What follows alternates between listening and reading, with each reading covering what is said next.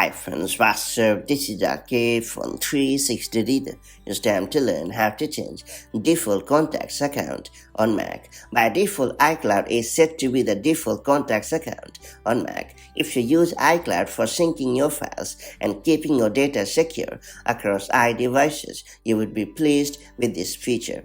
But what if you prefer to use Gmail and wish to make it as your default account on your Mac? Why not? macOS offers a neat way to let you switch to Gmail account on your Mac. That said, let me show you how it's done the quick way. First and foremost, open the Contacts app on your Mac.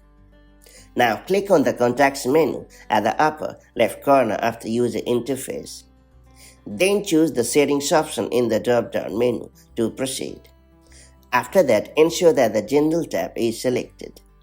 Then click on the drop-down menu right next to Default Account.